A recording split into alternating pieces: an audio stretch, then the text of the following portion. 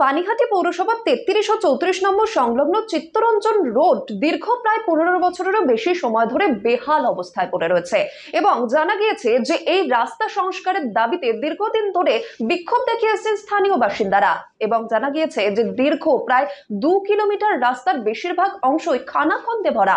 আর এবার কাউন্সিলরকে ঘিরে বিক্ষোভ দেখাতে থাকলেন স্থানীয় এলাকাবাসীরা এবং তার পাশাপাশি পুর প্রধানের তরফ থেকে এই ব্যবস্থার পূর্ণ আশ্বাসও দেওয়া হয়েছে বলে সূত্রের খবর। এই খবরটি নিবেদন করছে স্বামী বিবেকানন্দ ইউনিভার্সিটি, আপনার সন্তানের স্বপ্নের ভবিষ্যৎ গড়ে তোলার একমাত্র সঠিক ঠিকানা। যোগাযোগ 7044086270।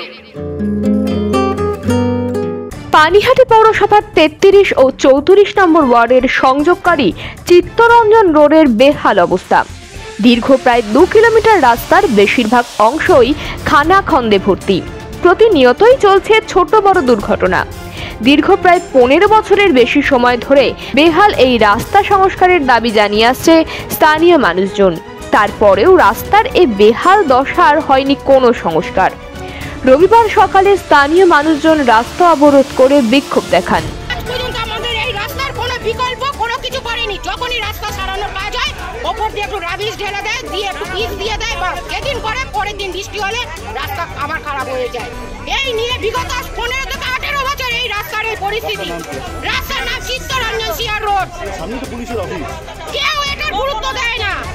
পাশে কাউন্সিলর থাকে, মাথা দু মাথাতে কাউন্সিলর থাকে, কেউ কোনো পুলিশকে পাঠিয়েছিল প্রতিবাদ ওঠানোর জন্য, কোনো পুলিশকে এনেছে এখানে প্রতিবাদ ওঠানোর জন্য। কিন্তু এই রাস্তার যতক্ষণ মীমাংসা না হবে আমরা প্রতিবাদ তুলব না। রাস্তা দরকার লাগবে, সবাই জানে। বিক্ষোভের খবর পেয়ে ঘটনাস্থলে ছুটে আসে ঘোলা থানার পুলিশ। পুলিশের আশ্বাসেও ওঠেনি অবরোধ।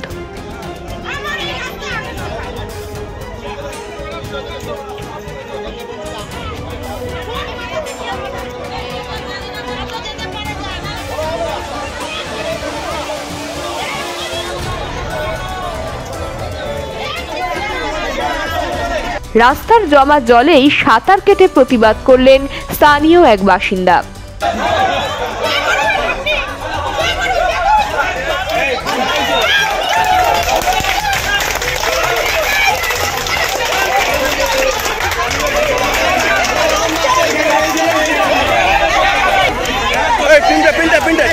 অবরোধের খবর পেয়ে ঘটনাস্থলের 34 নম্বর ওয়ার্ডের পৌর প্রতিনিধি মিঠু মজুমদার আসলে তাকে ঘিরে বিক্ষোভ দেখাতে শুরু করে স্থানীয় বাসিন্দারা।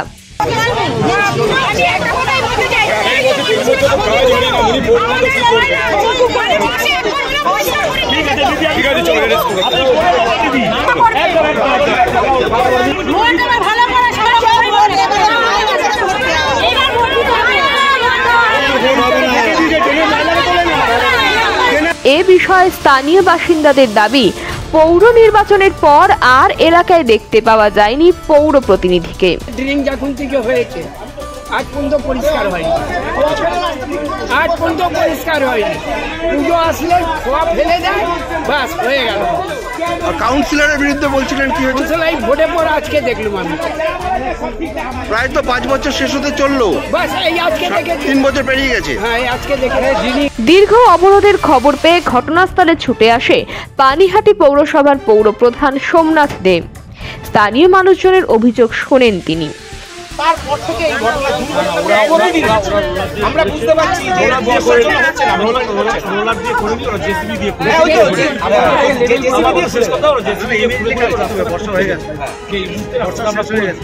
আমরা তো কালকে দিয়ে এই মুহূর্তে বর্ষার সময় এই নোংরাগুলো উঠা কম করব। এরপর পৌর প্রধানের আশ্বাসে প্রায় 2 ঘন্টা পর অবরোধ তুলে নেয় অবরোধকারীরা।